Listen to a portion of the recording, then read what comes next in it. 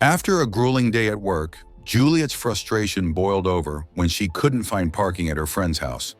Ignoring the construction signs, she pulled into her usual spot despite the warnings.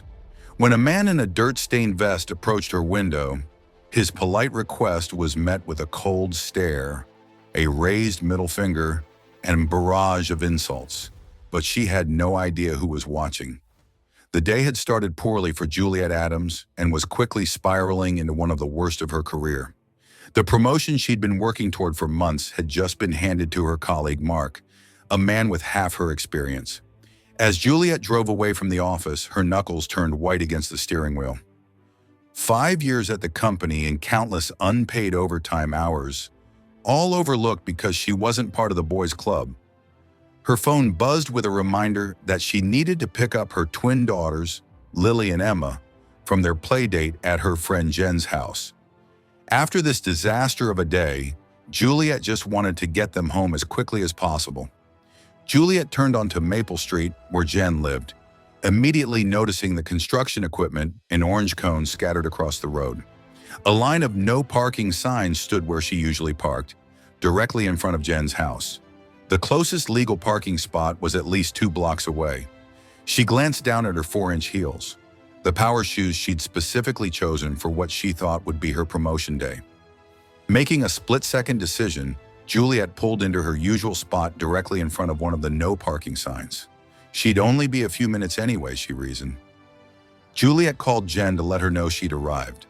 As she waited for her friend to pick up, she noticed a man approaching her car in her side mirror.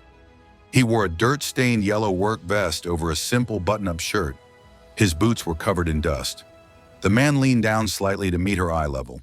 He explained politely that she couldn't park there because they were about to begin work on the culvert beneath that section of road. The parking ban wasn't just a suggestion, it was necessary for safety reasons. Juliet looked him up and down, taking in his weathered hands and the layer of dust on his clothes. The day's frustrations converged into a tight knot in her chest. First the promotion, and now this man was telling her where she could and couldn't park? She informed him curtly that she was just picking up her children and would only be a few minutes. When he insisted again that she needed to move her car, something inside Juliet snapped. She told him in no uncertain terms that he was just a truck driver who should know his place. She suggested that instead of harassing busy mothers, perhaps he should focus on actually doing some work. Before rolling up her window, she raised her middle finger directly in his face. The man in the work vest didn't respond with anger. His expression remained measured as he stepped back from her car.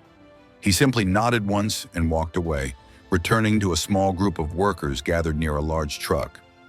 Jen finally answered her call, explaining that the twins had fallen asleep watching a movie and needed a few minutes to wake up properly. Juliet sighed and settled in to wait, scrolling through work emails on her phone. About 5 minutes later, a large supply truck rumbled down the narrow street.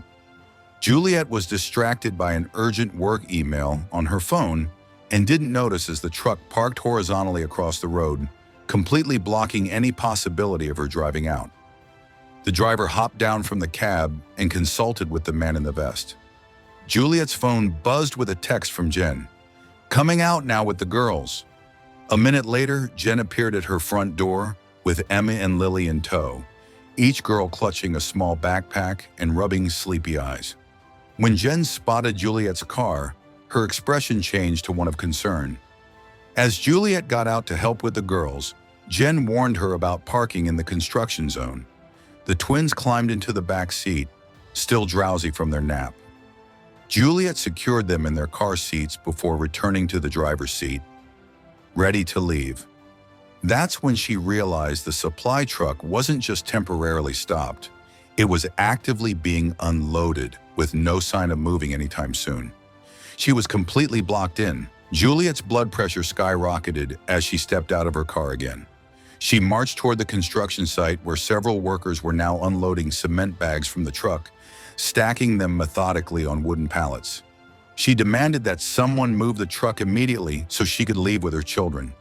When the workers ignored her, her voice grew louder. She threatened to call the police. From the corner of her eye, Juliet noticed the man in the vest standing a short distance away, observing the scene without intervening. The fact that he wasn't even trying to help infuriated her further. She stormed over to him, reminding him that she had 2 young children waiting in the car and that his incompetence was keeping them from getting home. Something inside Juliet snapped completely. She spun on her heel and marched back to her car, her mind clouded with rage. Without fully thinking through her actions, she started the engine, revved it loudly, and accelerated toward the nearest stack of cement bags. The impact wasn't severe, but it was enough to topple several heavy bags and jolt her car dramatically. The sudden stop thrust Juliet forward against her seatbelt. From the back seat came the terrified screams of Emma and Lily, abruptly awakened by the crash. The sound of her daughter's cries cut through Juliet's anger like a knife. What had she done? She turned to comfort the twins, assuring them everything was okay, even as her own hands trembled on the steering wheel. A firm knock on her window pulled her attention back. 2 police officers stood beside her car, their expressions grim. One officer instructed her to step out of the vehicle. As Juliet complied with shaking legs, she heard something that made her stomach drop. One of the construction workers approached the man in the vest and addressed him directly. The worker asked if Commissioner Reynolds wanted them to file a formal report about the damaged materials for the county records. Commissioner Reynolds? Juliet froze mid-step, her face draining of color as reality crashed down around her. The truck driver she had insulted, dismissed, and flipped off wasn't a truck driver at all. He was Thomas Reynolds, the county commissioner of works, who apparently had been conducting a surprise inspection of the culvert project. One officer stayed with Juliet while the other checked on the children. Juliet stood in shocked silence as the officer informed her of the charges she now faced. Child endangerment for putting her daughters at risk with her reckless driving, destruction of government property for damaging the construction materials, and driving with an expired registration that she'd neglected to renew 3 months ago. Jen had rushed over when she heard the commotion and now stood nearby, offering to take the twins home with her while Juliet sorted out this mess. He hadn't needed to orchestrate any elaborate revenge. He hadn't called in favors or abused his position of authority. He had simply stepped back and allowed Juliet to experience the natural consequences of her own actions, while the authorities watched her self-destructive behavior unfold. As Juliet was escorted to the police car, her eyes met with Commissioner Reynolds, and he gave her the same small professional nod he had given after she'd flipped him off. The truth was clear. The parking spot had never been what ruined Juliet's day. Her own choices, her own attitude, and her inability to control her temper had led to this moment. Have you ever let your frustration lead you to make a decision you later regretted? How far would you go before realizing you've crossed a line?